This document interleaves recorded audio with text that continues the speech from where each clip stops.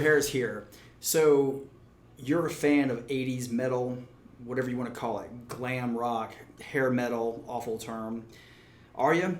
Okay, well, I'm going to let you in on the fantastic albums that you missed out on because in the early 90s you started listening to Pearl Jam and Nirvana and grunge and stuff. Not blaming you, it became popular. But if you tuned out of the hard rock glam metal scene, you missed out on some of the best albums of that genre. Starting off, number 1, River Dogs.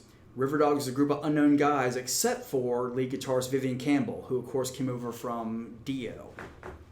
They start off the album, they basically took over a group of unrelated guys, took over the band. Vivian Campbell was helping out on the demo sessions, liked what he heard so much he ended up joining the group. Okay, the great thing about River Dogs' debut album is it's not all based off a guitar riff per se. Singer Rob Lamoth basically wrote these songs with a chord structure, like you would almost write a folk song. And don't get the wrong impression, this is not folk music. But all these songs could be stripped down and you could play on acoustic guitar sitting around a campfire, and they would translate just as well as they do with all the instrumentation. And that just means they're strong songs. So, the whole debut album, America, Big House, Toy Soldiers, everything, start to finish, it's a fantastic album. They've kept on going intermittently, of course. They're all involved in tons of projects. Bassist, guitarist Nick Brophy is a very successful engineer and producer. Rob Lamoth still writes for a ton of guys. They got back together with Vivian Campbell in 2017, I believe, and made another fantastic album called California. Not to mention earlier albums such as Bone, which included Nick Brophy on lead guitar. But their whole catalog is strong. The debut especially. So that came out in 1990. So if you sort of tuned out that time, and in everybody's defense, this album went under the radar. It should have been a huge album. It wasn't. So if you missed it, go back now and check it out. Next up on my list, once again, if you moved on to greener pastures in the early 90s, of course you were aware in the 80s of Winger, Madeleine, Headed for a Heartbreak, that kind of thing. If you stopped following them in the late 80s after their first 2 albums, you missed out on the best album of their career, Pull, 1993. This album is heavier than their other 2 albums. It's a little bit more progressive in places. The songwriting is strong start to finish. Really, really crunchy, distorted guitars mixed with a lot of acoustic and nice, clean acoustic electric, not overprocessed, but very crisp and just affected slightly.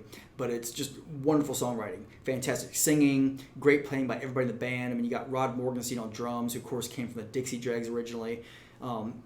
Just wonderful stuff. So if you missed out on that album, you need to go pick that up right now and accept the fact that Winger was one of the most talented pound for pound, member for member bands that come out of the 80s.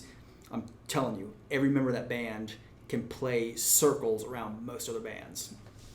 Okay, next up on the list, Badlands. Badlands, the group formed by a guitarist done wrong. Jake E. Lee was forced out of Ozzy Osbourne's band after 2 albums, Bark at the Moon and The Ultimate Sin. He formed this band with singer extraordinaire Ray Gillen, bassist Greg Chason, and drummer Eric Singer, who of course went on to play with Kiss. This album is a tour de force.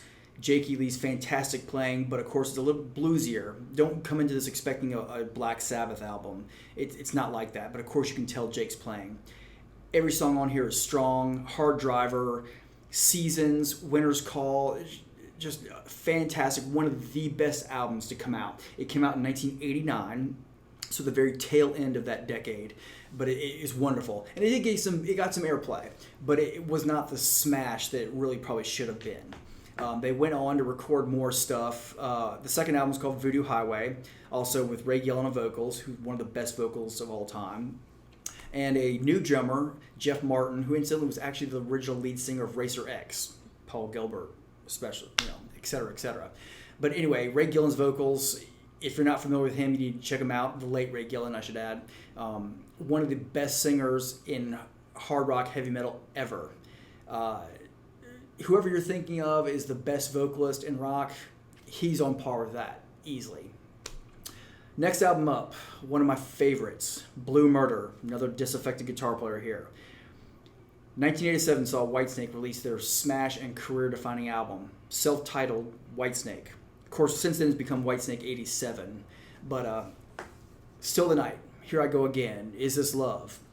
All these were written by a guitar player named John Sykes.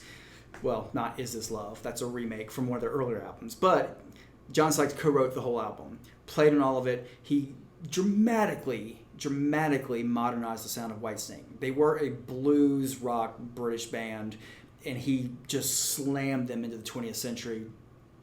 Modern sound, bordering on metal guitars, and it was a complete 180. Brought the level playing up 10 notches. So as he is apt to do, the album gets finished, it's in the can, ready to go, and David Coverdale, the singer, fires everybody. He hired a new group to tour behind it and do all the videos. So John Sykes, the man behind most of this music on this album, never appeared in a video for it, never was on tour, so a lot of people didn't even know who he was. So he formed a new band with fretless bass player Tony Franklin, one of my personal favorites, who had of course played in The Firm with Paul Rogers and Jimmy Page, and of course drumming legend Carmine Appice, Vanilla Fudge, Rod Stewart, etc., etc. So this album is phenomenal. The guitar playing is amazing. The songwriting is great. And what was the biggest surprise when it came out was the fact that John Sykes is a fantastic vocalist. I'm talking like the most powerful vocals you've ever heard. Okay, on par really with David Coverdale, you could argue. So it's a surprise, and it's a great album. His playing is phenomenal. Full on 80s shred with solid hooks and really catchy songs. The second album was also good, came out later in 93, I believe, called Nothing But Trouble. Next album up, Disaffected Guitar Player Syndrome. Lynch Mob. George Lynch and Left Dokken. Their last full studio album was Back for the Attack in 1987. Probably their strongest, I would argue. They had one more live album after that, Beast from the East. And at this point, they'd broken up. They were constantly feuding. George Lynch teams up with singer Oni Logan to record their debut called Wicked Sensation. Fantastic album from start to finish. What you'd expect from George Lynch, but every bit, if not better in some places than most Dokken albums. So it's another one that kind of, got some attention, but at this point it was all about Pearl Jam and Alice in Chains. So it just really didn't get the attention. So if you're an 80s guy, you loved your Whitesnake and Van Halen and Def Leppard and Ozzy Osbourne and Dio, blah, blah, blah, but you tuned out at the end of the 90s because that scene died, you missed out on some great albums. So that's just a starting point for some of the few albums you need to check out and then expand from there. So let me know your thoughts. What are some top seminal hard rock 80s rock metal albums that were some of the best of the time period that may just miss the 80s by a little bit, went into the early 90s that I didn't think of? Leave your comments below and I'd love to hear it.